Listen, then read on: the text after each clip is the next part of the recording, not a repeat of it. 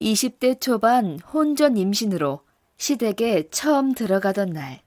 세상에, 내가 못 살아. 아직 대학 졸업도 안 한 내 아들이 애 아빠가 되다니. 아휴, 날벼락도 이런 날벼락이 어디 있어. 그러게나 말이야. 쑥맥이나 다름없던 녀석이 대체 이게 무슨 일인지 몰라. 나쁜 친구 한번 사귄 적 없던 놈인데 참 알다가도 모를 일이야.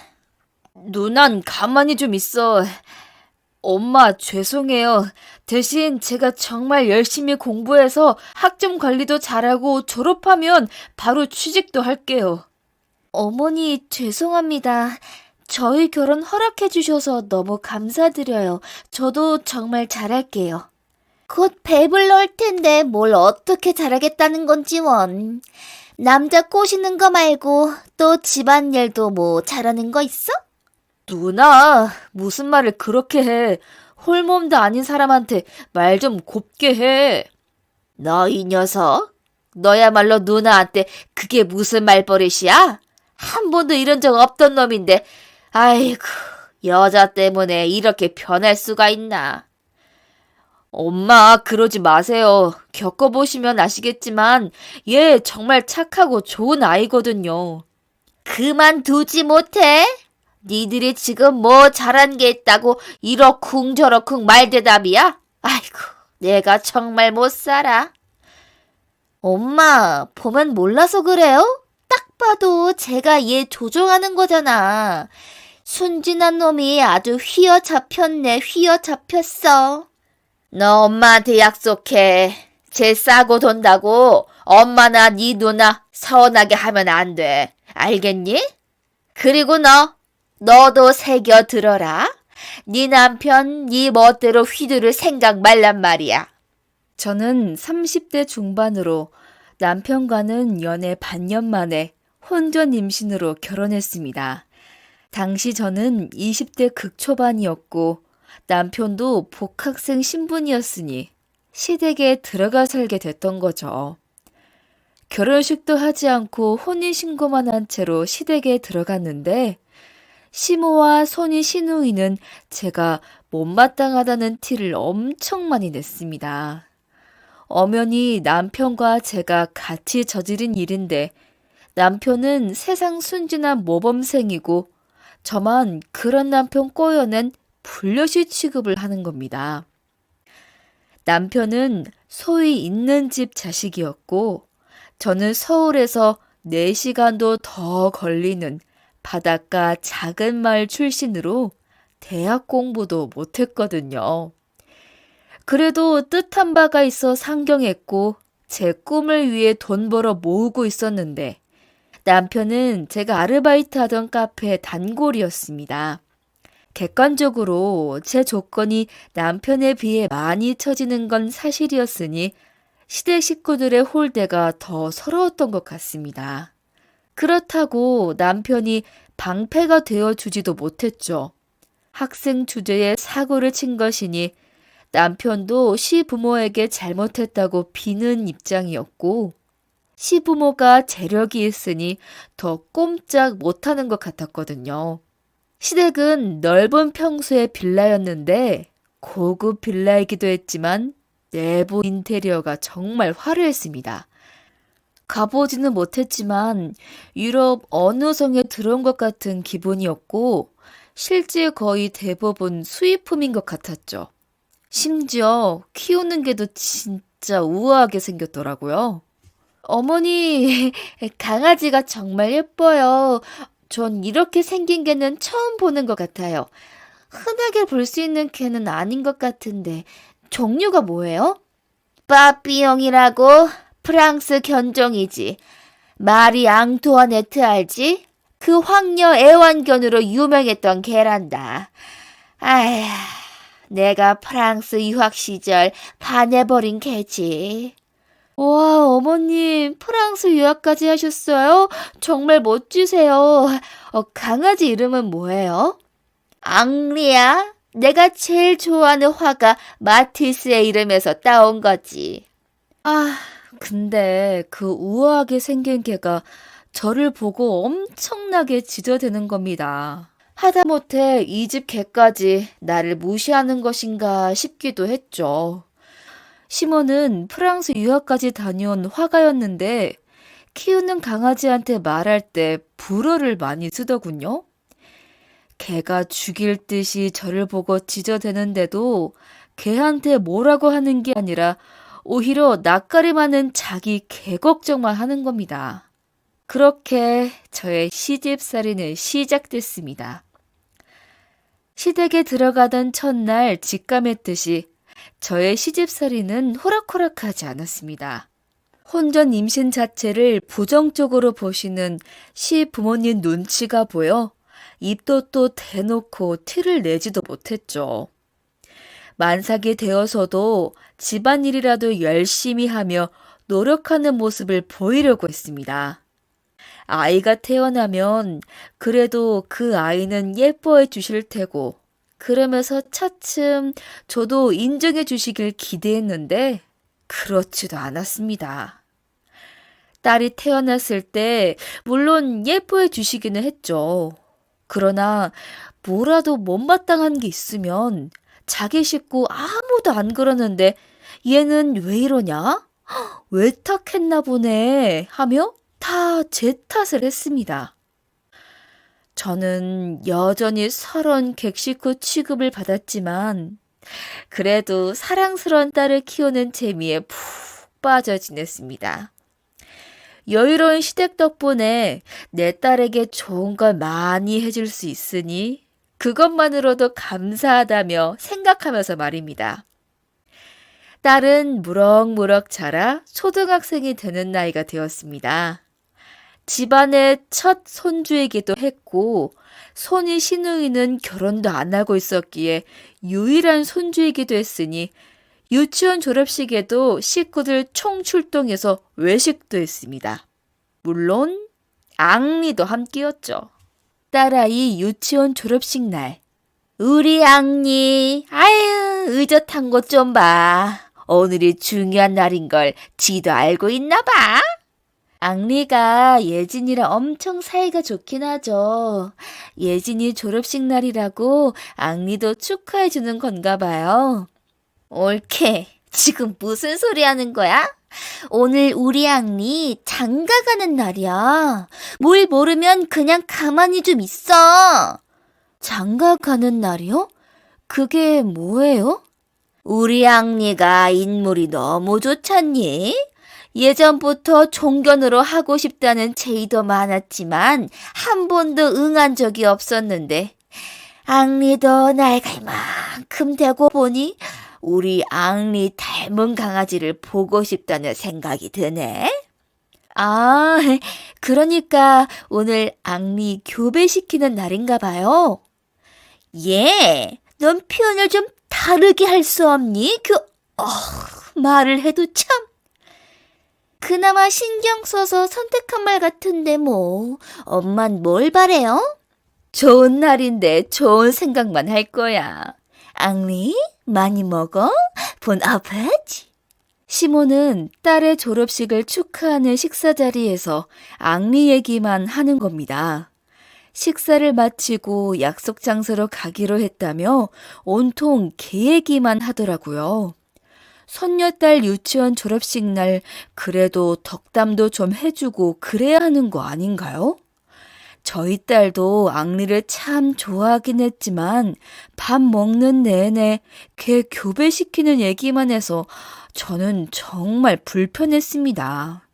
시모는 그렇게 유난을 떨며 앙리 교배를 시켰고 시모 보기에 앙리 강아지일 때랑 똑같다는 수컷 강아지 한 마리를 시댁에서 키우게 됐습니다.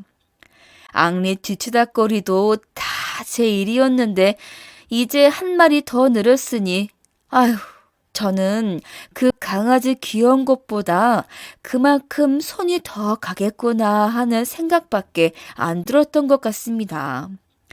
그래도 저희 딸이 강아지를 너무 좋아했으니 그 모습을 보면 저도 저절로 엄마 미소가 지어지긴 했죠. 앙리의 아들 강아지 이름은 루이. 이번에도 당연히 프랑스식 이름으로 시모가 지었습니다. 그리고 몇 년 뒤 앙리는 무지개 다리를 건너고 루이만 남게 됐죠. 남편은 그 무렵 딸에게 자랑스러운 아빠, 친구들한테 꿀리지 않는 아빠가 되어주겠다며 사업을 하고 싶어 했고 시부모님께 투자를 부탁드린 겁니다. 딸아이 초등학교 4학년 때 너 지금 다니는 회사도 너 대학 졸업하자마자 너희 아버지가 소개해준 회사 아냐. 사고 쳐서 결혼했으니 그나마 회사 생활은 열심히 한다 했더니 아유 갑자기 무슨 사업이니? 엄만 언제적 얘기를 아직도 하세요. 전 대학 졸업할 때부터 사업하고 싶다고 말씀드렸었잖아요. 아이템도 확실하고 잘할 수 있어요. 시댁은 시부가 잘 나가는 기업체를 운영하거나 그래서 돈이 많은 게 아니라 시부, 시모가 원래부터 있는 집 자식들이었던 겁니다. 그러니 두 분 다 상속받은 재산이 많았고 시부는 부동산 투자, 시모는 화가 활동을 하긴 했으나 취미생활 비슷하게 하는 것이라고 해야 할까요? 크게 수익을 내는 일을 하는 것은 아니었죠. 그러니 남편 또한 부모에게 재산을 상속받기는 하겠으나 시부의 사업체를 이어받거나 그런 건 아니었던 겁니다. 그런데 남편은 사업에 관심이 많아서 대학 졸업할 때부터 사업 타령을 하긴 했었어요. 물론 씨알도 안 먹혔지만 말입니다. 엄마, 아버지, 제가 그동안 직장생활 열심히 하는 거 보셨잖아요. 저 한다면 한다고요. 이제 딸아이도 초등학교 고학년이 되는데 능력 있는 아빠가 되어주고 싶어요. 네가 그동안 착실하게 회사 다녔던 건 인정한다. 그래, 무슨 사업을 하겠다는 거냐? 네, 아버지. 스포츠 용품을 수입하는 사업을 하려고 해요. 제가 관심도 많고 자신 있는 분야잖아요. 스포츠 용품 수입, 그게 무슨 비전이 있는 거야? 이미 웬만한 건 다 들어온 거 아니야? 아니에요. 아직 정식으로 수입 안 되는 브랜드가 많아서 직구로 구매하는 사람들이 얼마나 많은데요. 오프라인 편지샵도 하나 내면 도움이 될 것 같아요. 딸 팔아가며 시부모를 설득하니 이번에는 시부모도 남편 편을 들어주었고 남편은 스포츠 용품을 수입하는 사업을 시작했습니다. 바라던 대로 그 사업의 일환으로 스포츠 편지샵도 하나 열었습니다. 시부모 도움을 받아 시작한 사업이지만 남편이 전부터 하고 싶다고 했던 것이었으니 열심히 해서 잘 됐으면 좋겠다고 생각했죠. 남편을 그렇게 독려하니까 남편은 제게 시부모에게 더 잘해서 점수를 더 따주는 것이 최고의 내조라며 잘 부탁한다고 하더군요. 결국 저더러 시집살이를 더 열심히 하라는 소리가 아니고 뭐겠습니까? 남편의 사업은 기대 이상으로 순항했습니다. 오프라인 편지샵도 제법 단골이 생겼고 그 덕분에 남편이 수입하는 브랜드에 대한 인지도도 높아졌죠. 시부모는 남편을 무척 기특해했지만 역시나 그런 마음은 남편에게만 국한된 것일 뿐 내조하는 저의 공을 인정해 주지는 않았습니다. 시부모의 인정을 듬뿍 받고 있는 남편의 생일이 가까워져서 남편 기도 살려줄 겸 제가 직접 생일상 차려서 시부모와 남편에게 대접하고 싶었습니다. 남편 생일 며칠 전에서 당일. 어머님, 아버님, 며칠 있으면 애비 생일이잖아요. 모처럼 제가 생일상을 집에서 차려보려고 하는데요. 두 분 다 저녁은 늘 간단하게 드시는데 마침 남편 생일이 토요일이더라고요. 그래서 점심상을 제가 차려볼까 해요. 어떠세요?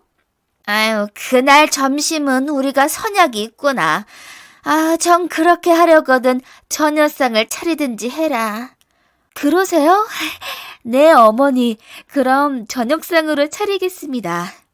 시모에게 미리 그렇게 허락을 구하고 남편 생일 당일 새벽같이 일어나서 생일상 차릴 준비를 했습니다. 물론 미리 장도 봐놓고 손질할 것도 해놓기도 했지만 해산물 좋아하는 남편을 위해 특별히 당일 오전에 수산시장에도 다녀왔거든요. 그런데 시장에 다녀오니 약속이 있다고 했던 시부모뿐만 아니라 남편, 딸, 강아지 루이까지 싹 다 나가고 없는 거예요. 식탁 위에 딸 데리고 외출한다는 남편의 메모가 남겨져 있어서 바로 전화를 했는데 받지 않았습니다. 사전에 아무런 얘기가 없었기에 무슨 일인가 싶어 잠시 의아하기도 했으나 이내 음식 준비하느라 여념이 없었죠. 그렇게 음식 준비를 다 해놓고 식구들 돌아오기만 기다렸는데 저녁 시간 다 되어서야 식구들이 한꺼번에 들어오는 겁니다. 시집간 시누이 식구들까지 말입니다. 아니, 어떻게 다들 이렇게 한꺼번에 같이 들어오세요? 주차장에서 만난 거예요? 우리 다 같이 호텔 수영장에서 놀다가 호텔 뷔페 먹고 전시까지 하나 구경하고 들어오는 거야. 근데 엄마는 왜 같이 안 갔어? 너희 엄마는 아빠 생일상 차린다고 바빴지 않니? 어머니, 강아지까지 데리고 가시면서 저만 쏙 빼고 저한테는 말도 없이 제 남편 생일 외식을 하신 거예요? 제가 참 이제껏 다양하게 사람 겪으면서 살았지만 해도 너무하시는 거 아니에요? 여보, 그게 말이야. 내가 설명할게. 일단 진정하고 방에 가서 내 얘기 좀 들어봐. 아니다. 나도 봐라. 아주 감정을 폭발시키면서 말하는 걸 보니 쟤도 할 말이 많은 모양인데. 그래. 어디 한번 드러나 보자. 옳게. 많이 컸네? 이제 엄마 앞에서 바락바락 악까지 쓰는 거야? 지금 이게 무슨 짓이야? 에휴, 얘 나도래도. 얘기해보라는데 왜 아무 말도 못하니? 멍석까지 깔아줬는데 왜 말을 안 해? 어머니, 정말이지 어떻게 이러실 수가 있으세요? 제가 집 지키는 개만도 못한 존재인가요? 아유, 겨우 그 소리야? 예, 우리 루이까지 외출을 했으니 너라도 집을 지켜야 하지 않겠어? 제가 울부짖듯이 소리를 치는데도 시모는 그런 저를 비웃으며 말을 하는 겁니다.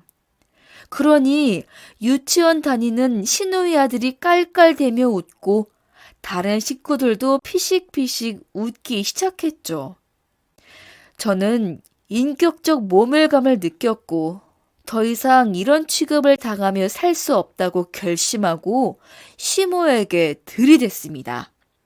제가 이 집에서 루이보다 못한 대접받고 산 건 모르는 사람 없을 거예요. 아무리 그래도 어떻게 그런 식으로 말씀을 하세요? 얘 좀 봐. 그게 무슨 소리니? 누가 들으면 우리 집에서 널 뭐 학대라도 한 줄 알겠다? 말 그렇게 함부로 하는 거 아니야. 큰일 날 소리하고 있어. 제 말이 틀렸나요? 뭐가 틀린 말이죠? 학대요? 학대가 별건가요? 옳게. 진짜 생사람 잡겠다. 우리 엄마가 얼마나 교양 있는 분인데 사람을 어떻게 만들려고 이래? 대놓고 저를 집 지키는 개 취급하면서 비웃으셨잖아요. 어린 애들도 있는 앞에서 어떻게 그러시죠? 제가 조카한테까지 비웃음거리가 되는데도 형님은 그게 아무렇지도 않으세요? 여보, 그러니까 나랑 얘기해.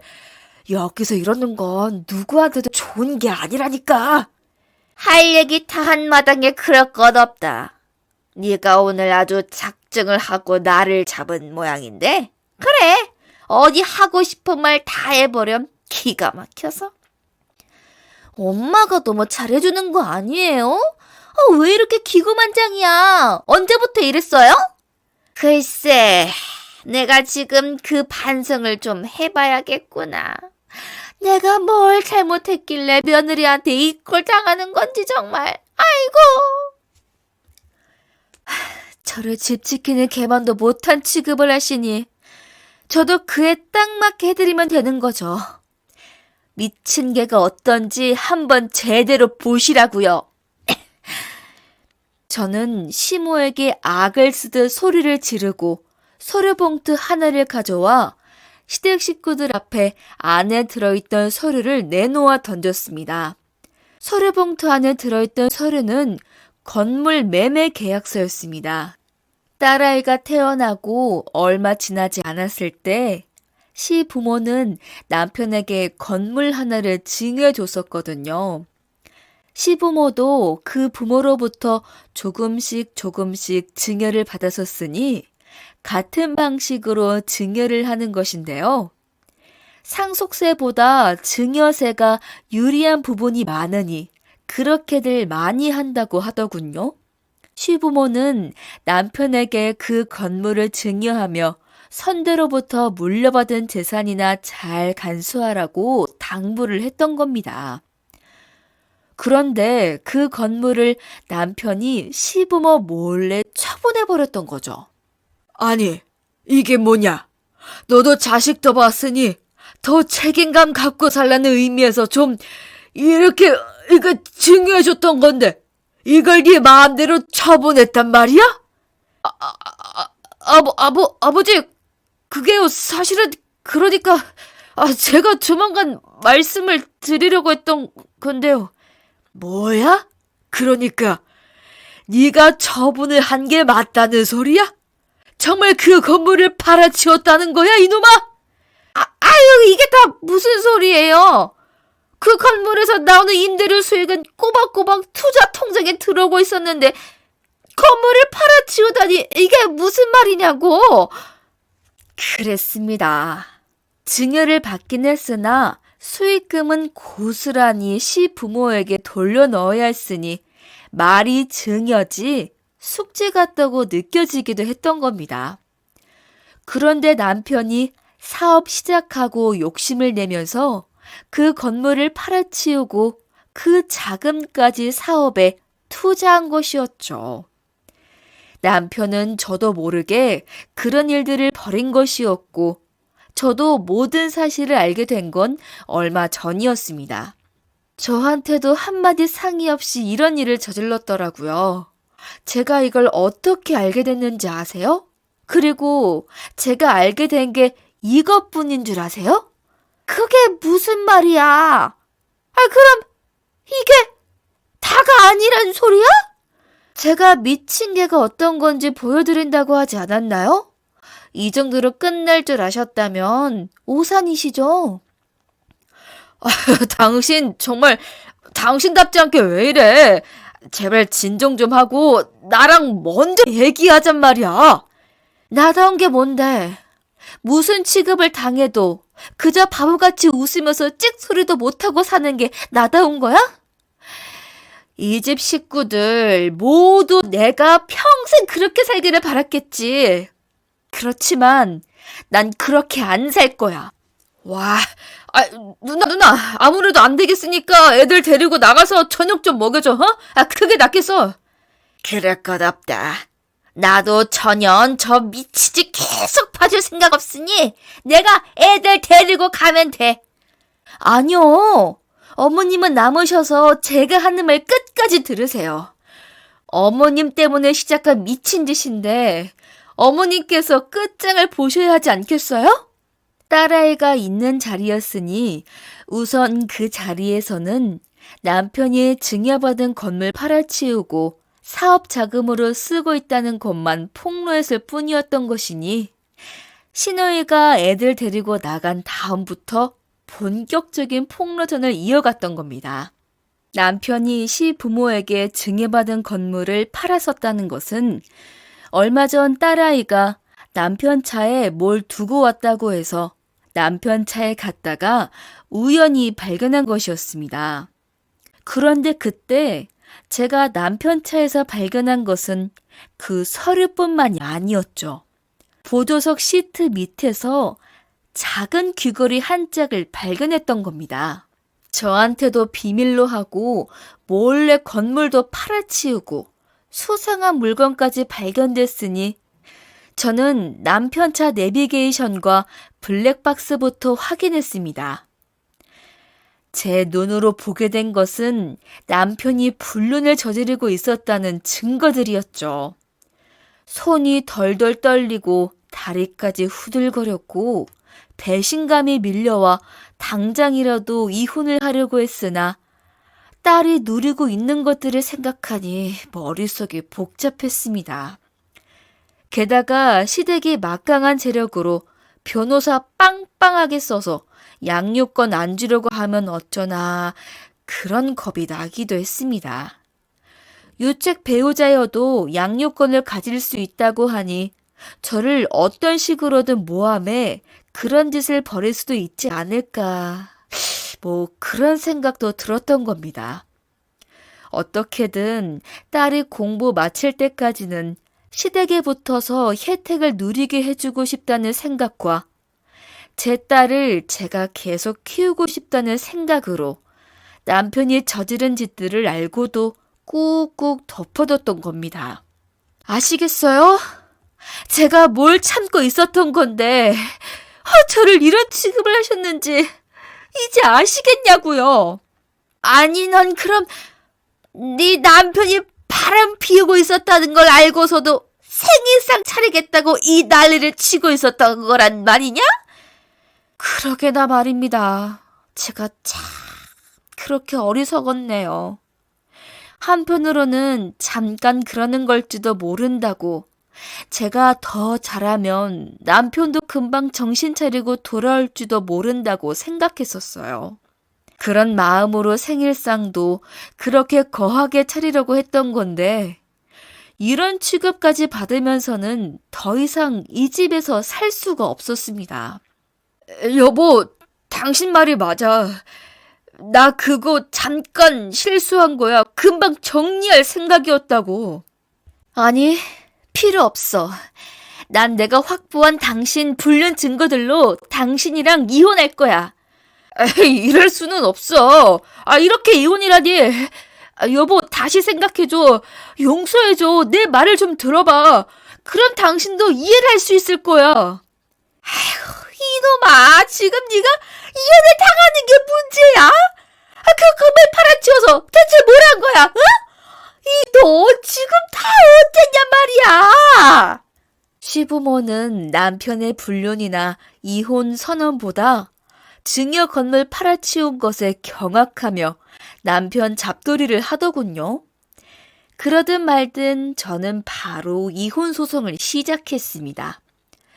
웃기는 게 남편이 그 건물 팔아치워 사업에 투자한 덕분에 재산 분할로 제가 받을 수 있는 것이 훨씬 많아진 겁니다. 물론 그 건물을 그대로 갖고 있었더라도 증여받은 지 오래된 재산이고 그동안 제가 결혼 생활을 유지하기 위해 노력한 것이 많고 또 남편이 유책 배우자인 점 등을 감안하면 제 지분을 어느 정도 확보할 수는 있었겠지만 많아야 20% 정도라고 하던데 하하, 그보다 훨씬 더 좋은 조건으로 제 지분을 인정받게 된 거죠.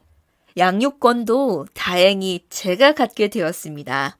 남편과 이혼한 저는 딸과 살 작은 집 하나 마련해 둘이 살고 있으며 처음 상경했을 때 갖고 있었던 제 꿈을 이루기 위한 도전을 조금 늦었지만 시작하려고 한답니다. 조금 부족해도 조금 모자라도 인격적 모멸감을 느끼며 비굴하게 사는 것보다 훨씬 낫다고 생각합니다. 왜 진작 이렇게 생각하지 못했는지 모르겠습니다. 딸아이 교육이나 인성 차원에서도 그 집에서 살 때보다 지금이 훨씬 나은 환경이라고 생각하는데 말이에요. 어쩌면 여러분께 잘한 결정이라고 확인받고 싶은 생각에 이렇게 제 이야기를 하게 된 건지도 모르겠습니다. 많은 격려 부탁드려요. 감사합니다.